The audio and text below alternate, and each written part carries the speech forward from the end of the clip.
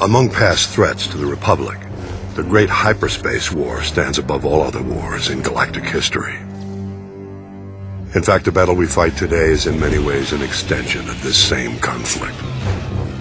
The Sith Empire we believe we have destroyed in this war has now returned to avenge its defeat.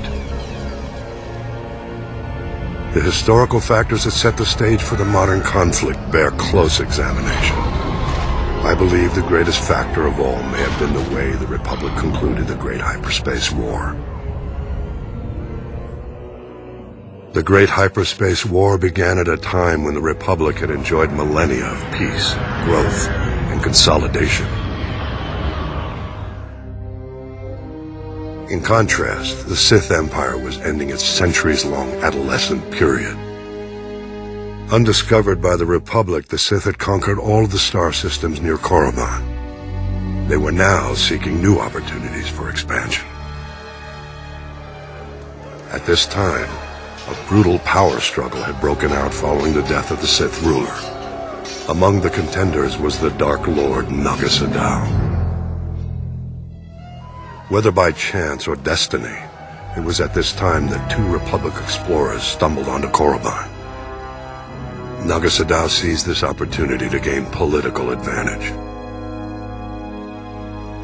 The explorers were imprisoned as spies, but gnost-dural staged an attack to liberate the explorers.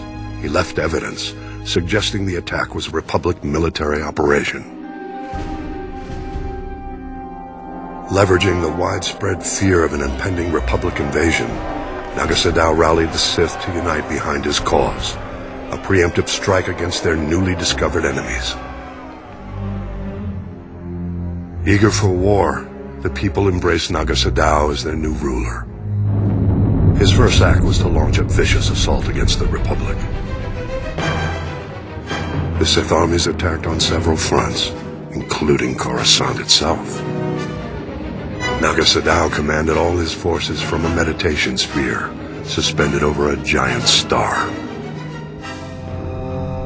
The initial onslaught overwhelmed the Republic's unprepared defenses. The Sith Empire's victory was almost assured, but as happens so often, the dark side turned upon itself. gnost-dural was betrayed by his apprentice. Though the apprentice was defeated, the attack did succeed in breaking gnost-dural's battle meditation. The tide of the war turned.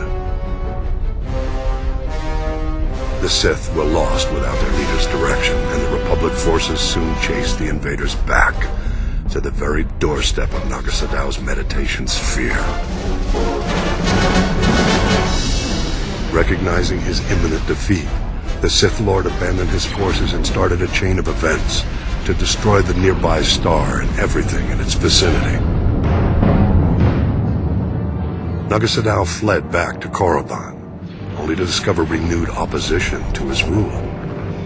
Civil war broke out, whittling away what was left of the Sith Empire's already weakened armies. gnost-dural defeated the upstarts, but the Sith were defenseless when the Republic fleet attacked shortly thereafter. As the Republic fleet wiped up what remained of the Sith military, gnost-dural fled again, this time into permanent exile on Yavin 4. It was at this moment the Republic made what might now be considered a mistake. The Sith no longer posed a threat to the Republic, but the Supreme Chancellor was unsatisfied. Jedi and Republic forces were sent to Korriban and other Sith planets to ensure no remnants of the Sith Empire remained. It was this action which drove the surviving Sith to flee into deep space, with the new Dark Lord who rose to take gnost-dural's place. The same Dark Lord they continue to call Emperor to this day. I believe this was why he led his people to rebuild their civilization on Drummond Kaz. And this was why they returned 13 centuries later to get revenge against the Republic. One must wonder how things might have been if the Republic had handled the end of the Great Hyperspace War differently. We mustn't forget, though, The conflict at the heart of the Great Hyperspace War and the war we fight today began even before the Sith Empire rose to power. I'll elaborate in the next holo record.